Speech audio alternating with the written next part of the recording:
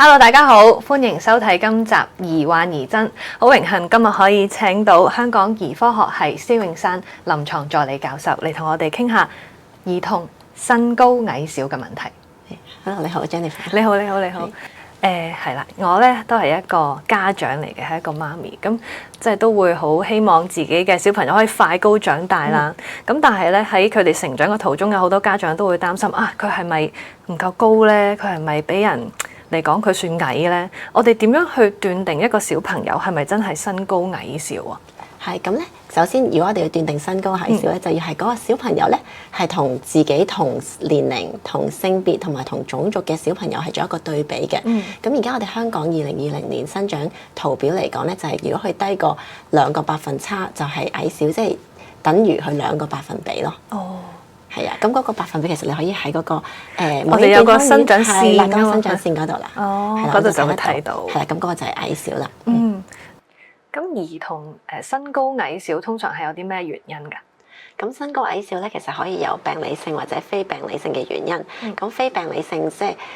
家族遺傳啦，即係例如爸爸媽媽個高度都唔係高嘅話，咁小朋友其實都相對會矮啲嘅。咁除此之外咧，其實亦都可以係佢生得比較慢，咁即係個學名就可能話係叫做即係體質性嘅生長及發育遲緩。咁呢一個情況而言咧，就係佢哋其實唔係即係會矮嘅將來，只不過係佢呢一刻係啦，佢遲啲，即係呢一刻可能佢比同齡嘅小朋友係矮，但係佢最終咧，當人哋停晒唔高，佢仲會追翻嘅。以前有啲男同學都係咁喎。係啊，比較多男孩子係有呢個情況嘅。係啦，咁至於病理性嚟講咧，即係有病啦。咁有好多唔同種類嘅病都可以引致矮小嘅。咁首先最常見我哋就話可能營養不足啦，因為營養不足其實都會引致個小朋友佢唔夠多能量去幫佢生長。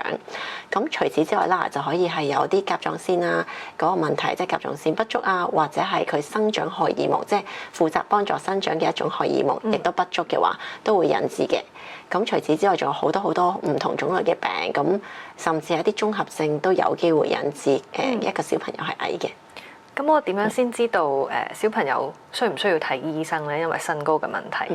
咁首先講咗點樣係定義為矮小啦。咁但係除咗嗰樣嘢之外咧，其實我哋都要了解多啲關於一個正常嘅生長。咁即係了解多啲就知道乜嘢係唔正常噶嘛。咁正常小朋友生長咧，其實可以分為3個期嘅。咁開頭咧，頭嗰2年啦，小朋友嘅生長速度會係最高嘅。咁喺嗰段時間咧，佢就會追翻去爸爸媽媽俾佢基因遺傳嗰條生長線。之後到即係2歲至3歲打後啦，就會係一個我哋話小童嘅生長期。咁嗰陣時咧，就通常嗰個生長速度咧，就大約係5 cm 左右。咁如果生長速率咧係唔夠嘅話咧，都係一個問題。咁之後咧就去到一個高峰期啦，就係發育期。咁發育嚟講咧，我哋話女孩子啦8歲打後就可以發育啦，即係正常。咁如果男孩子就係9歲或者以後就發育就係正常。咁嗰段時間生長速率咧就會去到好快嘅啦，即係最高峰可能10至13 cm 一年啊。咁所以如果佢係有唔正常嘅生長速率咧，我哋都係要見醫生嘅。咁頭先講啦，除此之外就係個生長高度，如果係低過2個百分比喺生長圖表入邊，亦都係矮小，都係應該值得見醫生。咁最後啦，有陣時出世嘅時候有啲BB 出世好細粒，咁咧嗰啲情況底下咧，其實頭先講頭嗰2年佢應該 suppose 追翻。咁如果去到3至4歲都唔追翻咧，其實即係代表佢能夠追翻嘅能力咧就比較低。咁我哋個學名就係話出世少於胎齡啊。咁嗰啲情況底下都係要見醫生去做進一步嘅治療嘅。所以頭嗰幾年都好緊要。係啊。咁醫生會點樣去判斷同埋去觀察佢哋㗎？係，咁首先啊，頭先我哋講咗好多唔同可以係病理性或者係非病理性嘅原因可以引致矮小。咁我作為我哋醫生嘅要問翻小朋友同埋家長佢哋本身個情況啦。例如小朋友佢食嘢究竟營養足唔足夠啦，同埋即係爸爸媽媽個身高，即係我哋計翻媽媽同埋爸爸嗰個身高嘅中位數去斷定小朋友將來最終嘅高度係幾多啦。另外就係睇翻佢日常生活啊嗰啲作息啊，同埋即係睇下有冇其他有機會發生嘅病啦。咁除此之外，我哋就梗係將佢嘅身高即係寫翻喺個生長圖表，同埋攞翻佢以前嗰啲身高去睇翻一個生長線係點樣去嘅趨勢，即係近期會唔會有其他問題。咁除此之外啦，如果真係有懷疑嘅話咧，我哋就會同佢作進一步嘅檢查，例如我哋會同佢做一個骨齡啦，除此之外啦，如果骨齡係啊，骨齡係一個 X 光嘅，哦即係我哋就可以睇翻嗰個骨嘅實質歲數係幾多，從而斷定佢究竟佢即係而家嘅高度係真係太矮啊，定係頭先所講其實咧佢係將來會追翻嘅，嗰個骨嘅歲數可能比實質年齡係細咗，咁佢就有 extra 嘅時間去追翻咯。咁除此之外啦，咁當然如果我哋同佢即係問晒病歷、檢查晒身體之外，咁覺得有懷疑，我哋就會同佢做埋抽血檢查，睇下佢即係啲身體入邊啊有冇話其他疾病啊，例如甲狀腺素啊，或者係我哋話即係生長荷爾蒙佢嘅普查啊。咁但係如果真係有懷疑，甚至我哋會作進一步，即係例如係一個生長荷爾蒙激素測試去即係確診佢係咪生長荷爾蒙缺乏咯。醫生頭先你成日都有提到生長荷爾蒙呢個字啦，咁其實兒童生長荷爾蒙係乜嘢嚟嘅咧？可唔可以？係啦，咁其實我哋身體有好多唔同種類嘅荷爾蒙，咁你聽到生長荷爾蒙啦，就知道佢係關乎生長嘅。咁喺小朋友嚟講特別重要嘅，因為小朋友佢係快速咁樣生長緊啊嘛。咁我哋個身體有好多唔同種類嘅荷爾蒙啦。咁我哋個腦下垂體就係個腦中間一個好細嘅器官嚟嘅，咁佢就會分泌一啲生長荷爾蒙去我哋個肝，從而製造一個類胰島素嘅生長因子，之後就去到我哋身體唔同嘅部位，例如我哋嘅骨嗰度啦，咁喺啲軟骨嗰度咧就會有一個生長嘅作用，又或者去到我哋肌肉嗰度啦，咁就令到我哋肌肉嘅合成啊，同埋佢會去到我哋即係脂肪細胞，就幫我哋分解脂肪嘅。咁咧呢一個生長荷爾蒙頭先講，其實有好多唔同嘅功能啦。咁小朋友嚟講特別重要，因為佢會可以幫助到我哋軟骨嘅生長，令到個高度係即係可以去到爸爸媽媽嗰個基因遺傳嘅 potential 咯。咁講起呢個兒童生長激素，通常佢哋缺乏嘅原因係因為乜嘢咧？同埋點樣去判斷、點樣去診斷佢哋係咪真係兒童生長激素缺乏？係，咁兒童生長激素缺乏嚟講咧，咁其實可以係一個原發性或者一個繼發性嘅情況。咁原發性嘅意思咧，即係可能佢先天性已經係有一個問題，例如佢嗰個腦下垂體係偏細啊，或者功能上佢釋放得唔足夠嘅生長荷爾蒙啦，又或者係佢個基因本身有個異常，引致佢嗰個腦下垂體即係釋放嘅生長荷爾蒙不足啦。咁當然啦，繼發性嚟講咧，其實即係有一個外來嘅病，例如佢嗰個腦下垂體係有一個腫瘤嘅，咁抑壓住嗰個腦下垂體，引致個分泌係不足啦。咁嗰啲情況底下，當然生長荷爾蒙會受影響，甚至係其他荷爾蒙都有機會受影響嘅。咁又或者佢個腦部受到創傷，即係亦都有機會傷害到個腦下垂體，引致佢個分泌不足。又或者有啲小朋友佢可能做過一啲放射治療喺個腦嗰度嘅，即係例如有啲腦腫瘤啊等等嘅情況，佢都有機會傷害咗腦下垂體，引致個生長荷爾蒙激素分泌係不足嘅。咁如果係兒童生長激素缺乏嘅話，有冇得治療嘅咧？咁咧？頭先你問到啦，咁啊生長荷爾蒙缺乏係點樣去確診啊？咁咧頭先我講可以有普查嘅，咁個普查嚟講咧就係抽一次血嘅啫，咁就睇下個生長荷爾蒙嘅一種類胰島素分泌因子咧，其實足唔足夠？咁但係嗰個係一個普查嚟嘅，即係唔可以確診。咁如果真係要確診一個生長荷爾蒙激素係充唔充足咧，我哋就要做一個激素測試。點解咁講咧？因為平時例如我哋啦，即係我哋一個生長荷爾蒙咧，其實唔係好平穩咁樣，即係不停咁樣即係分泌出嚟嘅，而係咧佢會喺唔同嘅時候就會有啲分泌，即係喺我哋人大約佢每一日咧可能分泌6至8次，咁大約就喺夜晚黑深夜11點咧就通常係高峰期，咁但係我哋亦都唔會喺11點同小朋友抽血啦，同埋亦都唔肯定嗰一刻佢係咪真係最高嘅水平，咁所以我哋就要做一個刺激激素測試，就係要俾一啲藥佢，咁之後刺激佢自己個身體去激發嗰啲生長荷爾蒙出嚟，而我哋就會喺嗰段時間，即係30分鐘、60分鐘咁樣即係不斷咁樣抽血，之後去睇下激發完佢之後咧，佢個生長荷爾蒙係咪可以去到一個正常嘅水平，即係幫佢生長嘅，係啦，咁呢個就係去確診咯，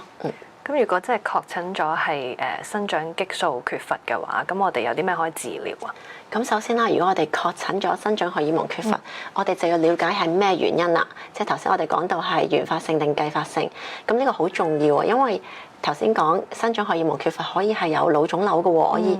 咁所以咧，點解第一步我哋去治療之前咧，一定要去排除咗佢有一個腫瘤，咁就要做個磁力共振啦，去睇下個腦入邊腦下垂體會唔會有啲腫瘤啊，壓住咗啊，咁呢啲情況。咁如果係有嘅話，當然要即係治療嗰個問題啦，治療翻個腦腫瘤。但係如果我哋排除晒呢啲情況啦，咁係一個原發性嘅話咧，咁我哋就可以用生長荷爾蒙，即係補充翻俾個小朋友。咁呢一個治療方法咧係要打針嘅，即係一個皮下針，好似一個胰島素針咁樣啦。咁就係打喺皮下嘅，要日日打去幫佢嘅。好。咁如果真係要治療嘅話，最佳嗰個時機係幾時咧？即係有冇話幾多歲至幾多歲，同埋到時我哋要考慮啲咩因素要去配合㗎？咁當然啦，如果係真係有生長荷爾蒙缺乏嘅，盡早治療係最好嘅，因為越早咁我哋就俾得到小朋友真係可以追翻佢自己本身個高度啦。咁但係咧因為我哋都唔肯定佢究竟幾時確診啦，咁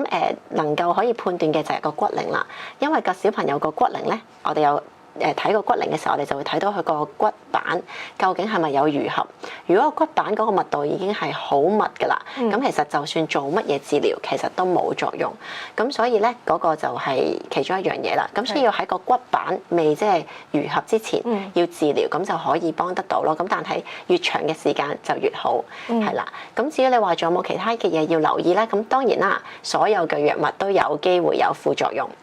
咁生長荷爾蒙都係啦，咁所以咧要留意翻啦，因為生長荷爾蒙佢可以有逆轉嘅副作用或者非逆轉嘅副作用。咁可逆轉嘅副作用可以係話，即係如果加藥太快，可能佢會頭痛啦，或者係佢可能即係會有甚至有糖尿病。不過呢個係可逆轉嘅，咁所以可以即係如果減低個劑量或者停咗藥，佢係會好翻嘅。咁除此之外，亦都有啲非逆轉嘅副作用，例如我哋話佢真係增加高度增加得太快啊，甚至有脊椎側彎呢啲問題。咁呢個就逆轉唔到嘅，係啦。又或者係我哋話呢一個係一個好罕見嘅副作用，但係一定要知，就係我哋話佢個髖關節移位啊。咁好少人有，咁但係有咧，咁就要做手術啦。咁就有機會即係要做手術打釘，會有長短腳呢個問題。咁所以我哋一定會同即係家長傾翻佢嘅好處啊、壞處、副作用，等佢留意翻咯。咁除此之外啦，頭先我都講過食物啊、營養都係生長好重要嘅。咁所以咧。喺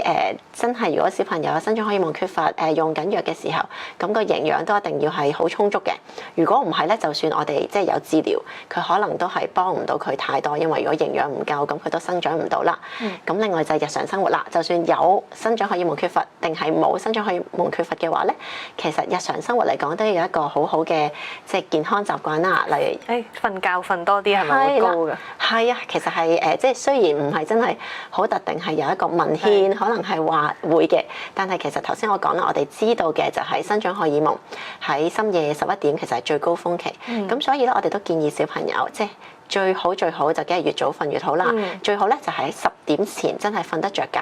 咁咧等佢11點係熟睡嘅時候咧，咁個生長荷爾蒙就可以喺佢啲骨嗰度即係有一個作用咯。係，我細個都好中意瞓覺，唔怪之你特別高。咁啊，我仲想知多一啲啊，即係例如有啲人話飲多啲牛奶，食多啲蛋白質都會高嘅，呢樣嘢係咪真嘅咧？咁呢個咧就視乎個情況而定啦。即係如果係一啲小朋友佢本身營養不足嘅話，咁當然啦，飲多啲牛奶或者食多啲蛋白質係幫助到佢嘅。因為如果唔係佢就唔夠營養去幫助佢生長。但係如果係嗰啲小朋友佢本身已經係即係營養充足，咁你再俾 extra 嘅佢，其實未必真係有好明顯嘅幫助咯。咁同埋係咪過咗青春期就唔會再高㗎啦？我自己記憶印象，我係 Form 3之後就冇高過啦。係啦，咁你講得好啱嘅。咁咧，其實個高度咧係關事嘅，因為個青春期我哋就話個骨板其實最重要，其實係個骨板，因為咧會因應我哋嘅荷爾蒙咧，引致個骨板係會慢慢愈合㗎。咁當嗰個骨板呢個軟組織係完全個密度好高嘅時候，就冇得再增高㗎啦。有好多長輩成日都話，發燒唔使驚啊，發燒會高㗎，係咪真㗎？咁咧，其實呢一個係冇一個科學根據嘅。咁不過可能啦，即係我因為其實呢一啲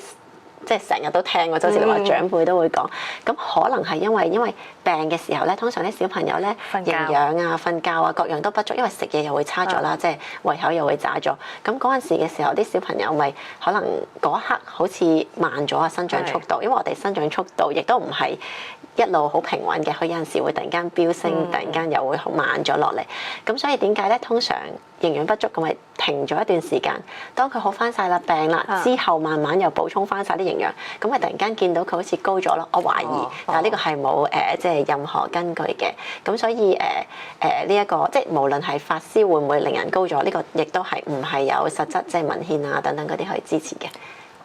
仲有一個係啲人成日話跳多啲會高，就係話跳繩啊、發育時期打籃球啊，跳多啲啦就會高噶啦。呢個有冇根據咧？嗱，其實呢一樣嘢咧，亦都係冇科學根據嘅，因為當然啦，我哋都係為人父母，都係好重要。所以我即刻就揾咗好多文獻，其實咧好多研究做唔同種類嘅運動都去睇過，但係其實係冇特別根據係話真係會幫助到嘅。只不過有陣時就係可能嗰個小朋友本身佢已經係有一定嘅高度，所以佢可能打籃球就特別叻，咁佢就做打籃球嘅運動啊，即係類似咁樣咯。咁但係即係亦都係冇實質嘅根據係話佢係會令個人高咗。不過雖然係咁講，